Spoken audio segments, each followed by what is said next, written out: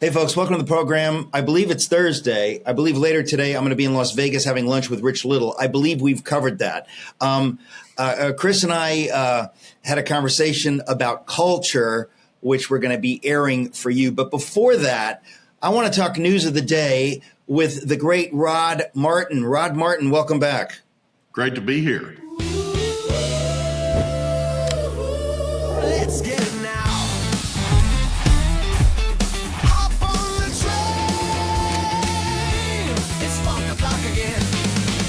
Okay, news of the day. What is the news of the day? Maybe we should start, we could start with the Charlie Kirk trial. If you have any observations there. I do not, actually. It's really remarkable. You know, the prosecution's case is just open and shut. I'm not sure I've ever seen a case that was so ridiculously open and shut. And I don't mean one-sided. I don't mean they've concocted a bunch of stuff. I mean, for instance, Candace Owens will tell you that the guy in the video they have who is going into the parking deck, who is going up onto the roof, who's carrying the gun, who then, lies on the roof. And after the shot, he runs off the roof to get away.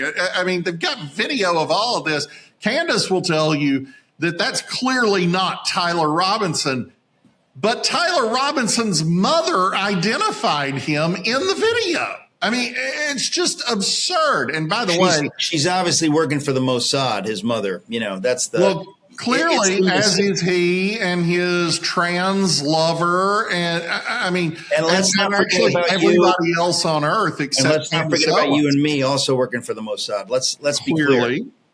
Yeah. Wow. It's such a mess. It's such a mess. It's a sign of the times, isn't it? That people can be sucked in to these conspiracies.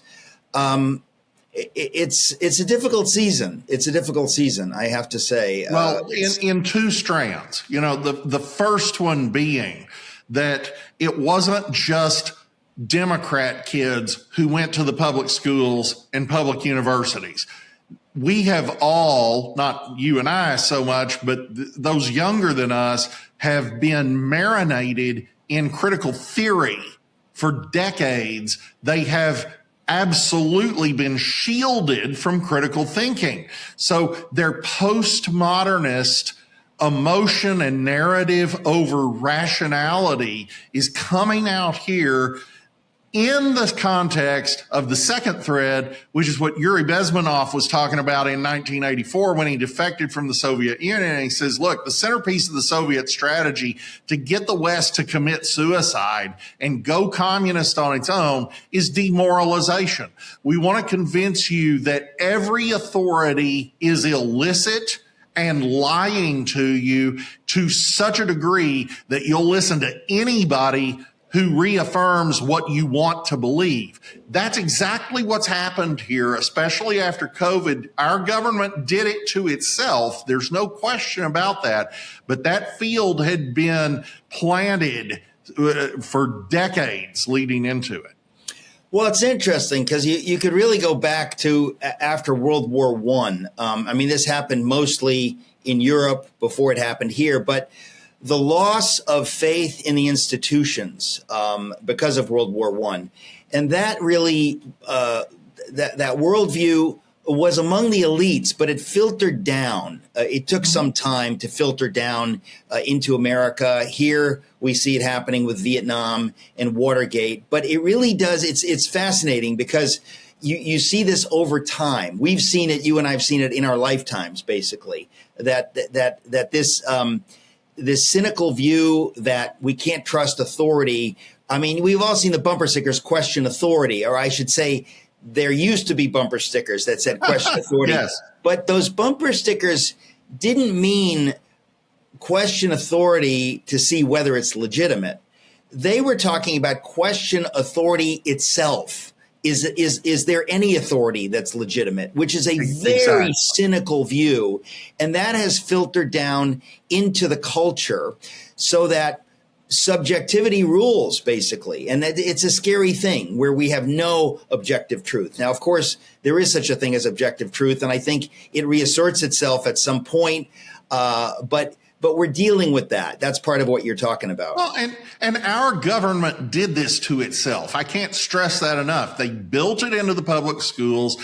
They lied to us over and over again about countless things we could sit here and name.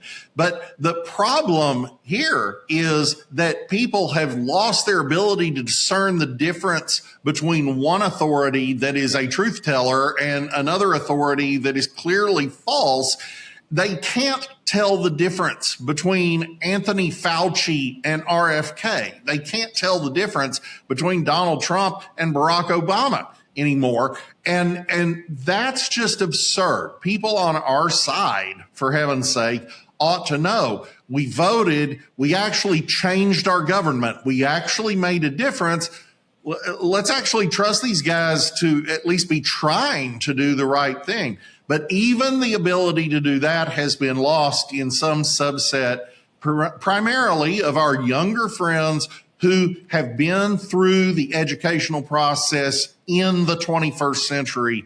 It's really horrifying. I don't know how we come back from it, but I know what we're going to try to do, and I think it will work, which is simply keep repeating the truth and keep showing the falsehoods of the lies. Well, I mean, I do think that, as a Christian, we're not to despair. We're to do our job. We're to stay at our post and to speak the truth, as you say, and pray. I do think that there's revival happening in the country, that people are waking up, generally speaking, even apart from the spiritual side of things, that there are people who just 5 or 6 years ago were in a completely different place. I think that the madness on the left has driven many people toward the right, and that there's something happening in the country. The question is whether it's happening quickly enough to save us from perdition. Yes, indeed. Yes, indeed. And we are seeing revival among Gen Z youth. It's really encouraging. Predominantly the males, which is good. I mean, we want the men to lead. That's a positive thing. It's certainly different from prior generations, which tended to be female-led on spiritual matters. So that's unique and different and kind of cool, I think. And we'll see how that goes.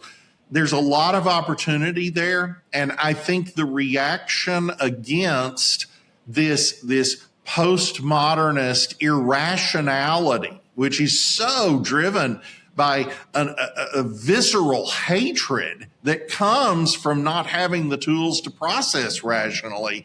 I think the reaction against that is going to be very much like the reaction we've seen against wokeness once people woke up and realized just how wicked it was.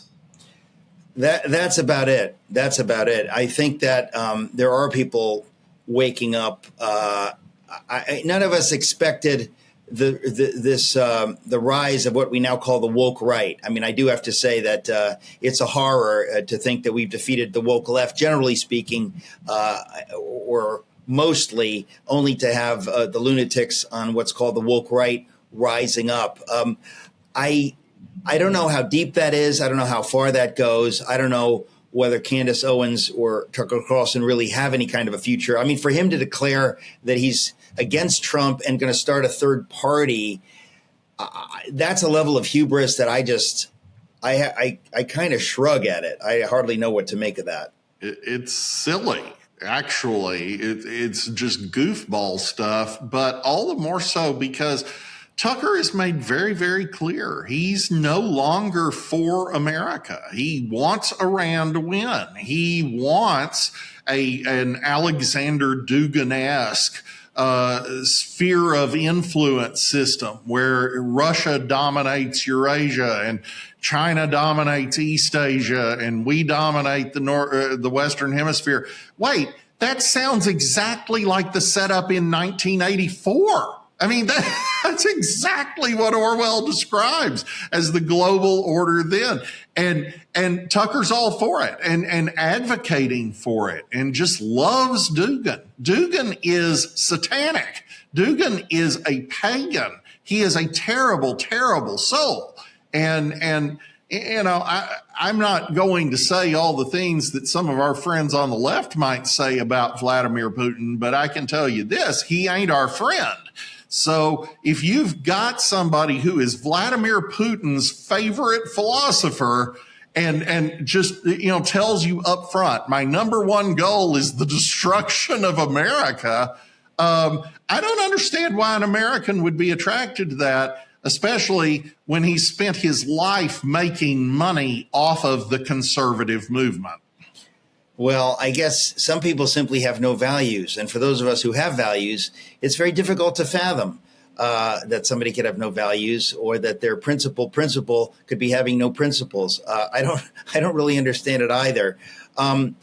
We are today out of time, my friend. Rod, I enjoy talking to you about practically anything. So thanks for coming on today. And folks, in just a moment, we're going to play a conversation I've been having with Chris Himes about culture, generally speaking. At least that's how I see it. So thanks for tuning in. And again, Rod, thank you.